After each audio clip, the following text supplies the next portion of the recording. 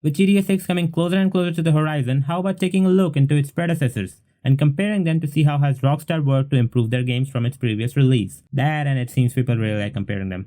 So before we get started, I want you to know that we're only going to compare the campaign slash story slash offline mode of the game, not going to discuss the online mode. So there are certain criteria on which we're going to compare the two, and let me start by saying that graphics is not one of them. Because GTA 5 came out 4 years after GTA 4, and it's a given that newer releases always have better graphics.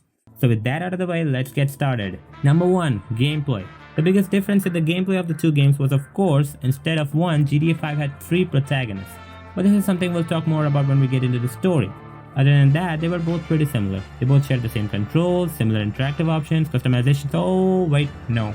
GTA 4 may came as the biggest leap in graphics in the GTA series, coming after GTA San Andreas, but failed to carry a lot of features that were in its predecessor. Thankfully, Rockstar brought them back with GTA 5.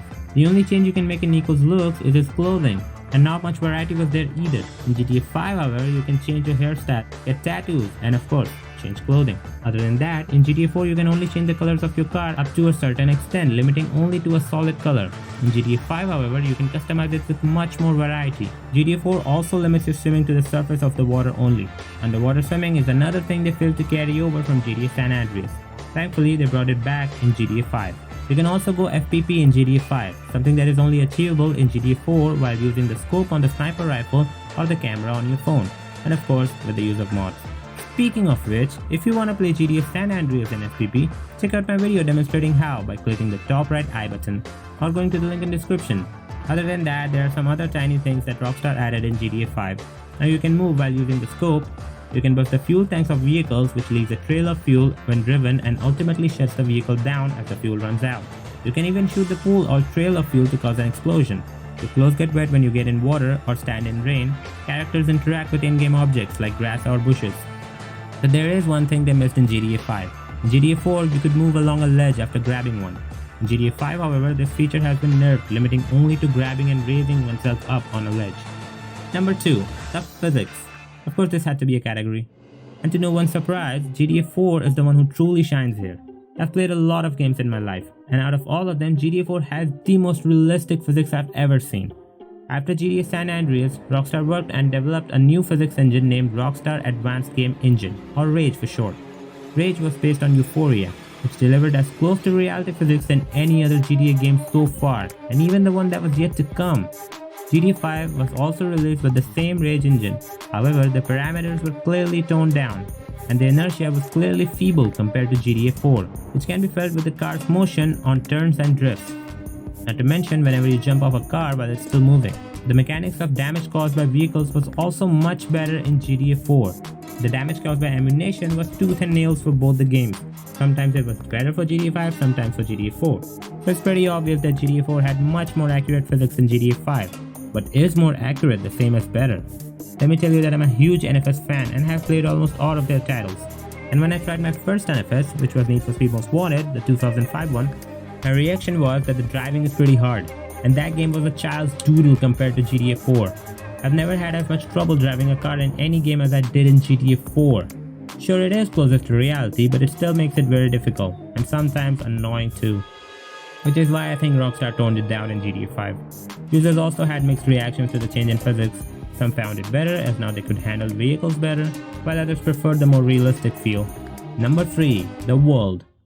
GTA is an open world game, so it really matters just how vivid and large that open world is. However, GTA 4 yet again lags behind in comparison at just how big and interactive its world is, and not only to GTA 5 but also to its predecessor.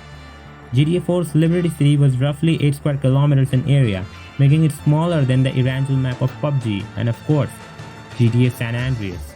Even with the inclusion of 8 square kilometers of water, it still didn't make much of a difference as you couldn't actually dive in that water. GTA 5 however did exactly what a sequel should do, and as the latest GTA game till date, it has the biggest map in all of GTA. With a whooping 75 square kilometers combined area of 48 square kilometers of land and 27 of water, it has knocked down every other GTA out of the park. But size isn't the only thing GTA 5 improved upon. In this bigger world you got a lot more diversity.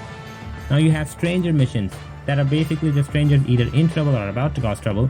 You have mountains and lakes, more variety on pedestrians. They even added animals. And of course, you can dive in the water. They even have marine life.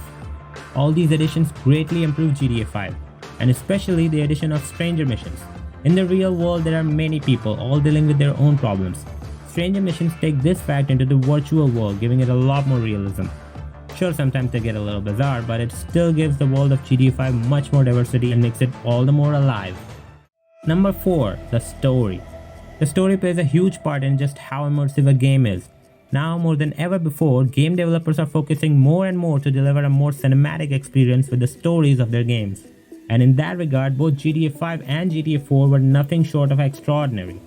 Both games had much more darker stories than their ancestors.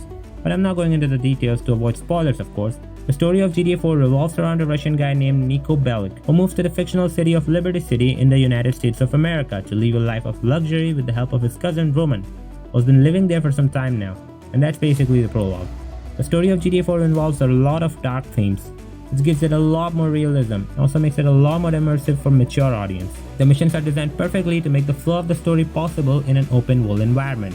And opposed to its predecessor GTA San Andreas, GTA 4's missions center more around the main story instead of the open world feel, which keeps the flow immersive. However, GTA 5 takes this to another level by leaps and bounds. By having 3 protagonists, GTA 5 offers a collective experience unlike ever before, with each character having different backgrounds, different personalities, and different motives. Every mission feels refreshing. They all being connected with each other, as the missions involve either one character or as many as all 3, gives a feel of a much bigger yet connected world. The story shapes as each of them puts their part into the whole, and thus makes this experience so vivid unlike ever before.